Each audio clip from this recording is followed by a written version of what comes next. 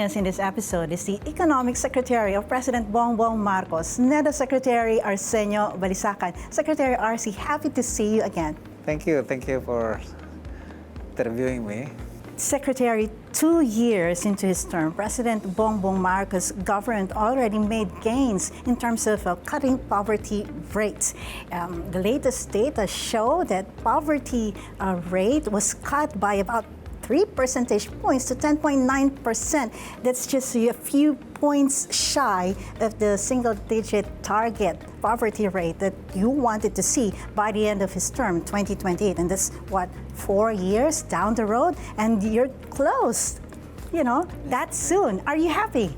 Of course, yeah. Especially seeing that the policies and strategies and the programs that we have set in the Philippine Development Plan are beginning to bear fruits. As we have seen in the poverty data that you just mentioned, not only poverty declined from 18.1 in 2021 to 15.5 in 2023, quite a significant decline, despite the high inflation, elevated food prices in particular, but also that when we zoom into the data, we find that the bottom 30% gained more as a proportion, net increases in their incomes compared to the, say, the top 20% of our population, meaning the growth is quite inclusive. The growth of the 6% that we are seeing in the first half of 2024, and the growth in the past 2 years show that, and the data show that that has been quite inclusive. It affected proportionately more the lower income groups than the upper income groups, at least in proportionate terms. Right. The data show that there were poor families that graduated from, in terms of ranking, really, really poor to a little bit better lives for them in the 2023. Now, Secretary, when you talked of growth, and this data reflects that growth has become inclusive.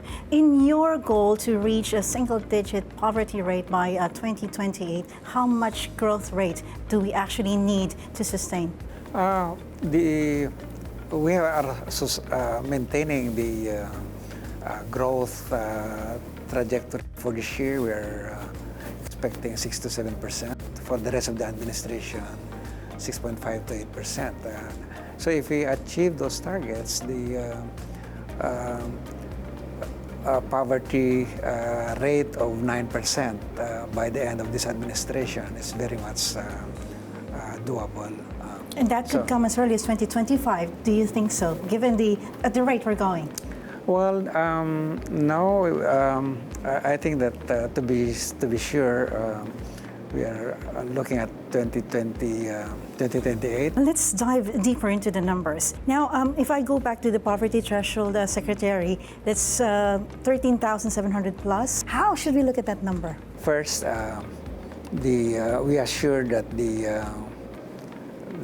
the food bundle that we choose meet the energy requirements and nutritional adequacy. What the PSA does is to look for together with the NRI, is to look for the cheapest source. The cheapest cheapest source. We see tulingan, kangkong, So hindi galunggong. pare-pareho yung bundle in each of the regions or cities of the country. Depende sa preferences, and then we put value to those using, again, local prices, but hindi pare-pareho.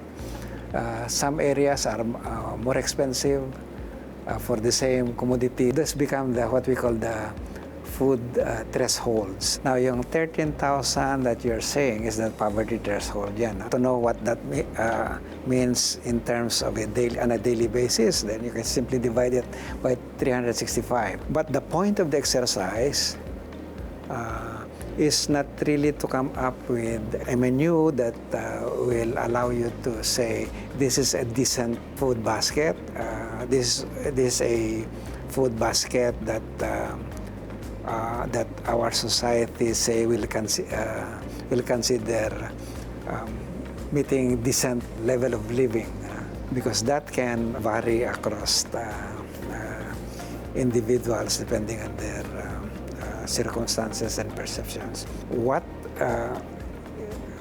is done is simply to come up with a baseline, a standard, which we can hold constant in terms of that bundle.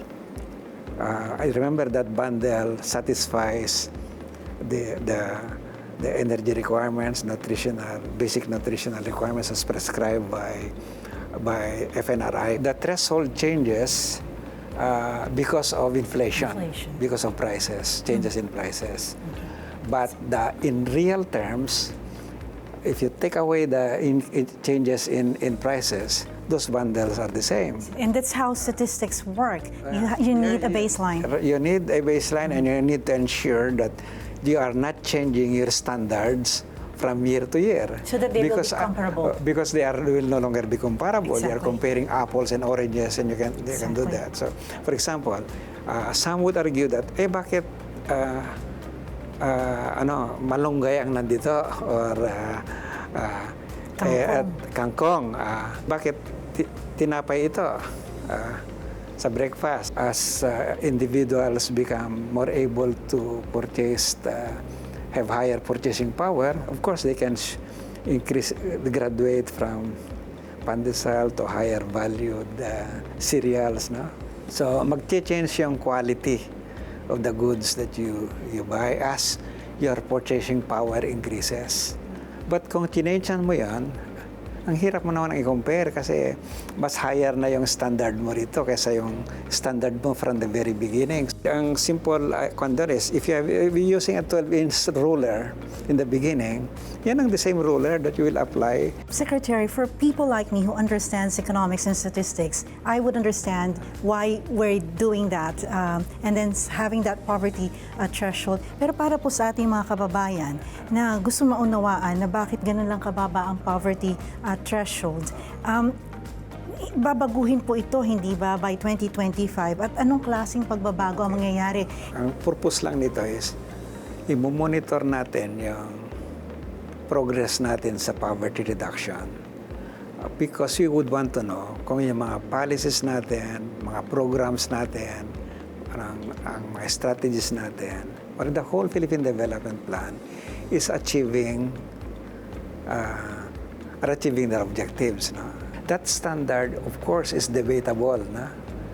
You may agree, you may not agree, but the whole purpose is essentially to have a starting point. The intention is not to set a standard of living that we all agree on as a starting point. It's just really for informing policy. Yeah, just inform public policy that we are, because if we don't do that, then how do we know that we are making progress? Nung sinet natin yung standard nito, that was the standard used internationally by the World Bank. Should we use this for wage negotiations? That was not the intention. So it's used for like deciding on social welfare spending? You can just that a bit, but even the SWD, for the setting of ayuda, hindi naman masyadong nabibase doon. So what use we have now for the poverty statistics, Secretary, in terms of policy? For what use? We want to find out whether our programs natin sa labor market, our programs natin sa industry, sa agriculture, sa ayuda, are this delivering poverty reduction? Monitoring how impactful your programs exactly. are. This is a constant barometer. Barometer yun. So sir, kung ako po ay isang Pilipino at ang tao ng income ko ay mas mataas sa poverty threshold na 13,700 plus, hindi ko masasabi na hindi ako mahirap. Oh, yes, of course. Yes, hindi mo masasabi na hindi ka mahirap. Pwede kasi akong makikitang 50,000 pesos pero mahirap pa rin ako. Of course, yes.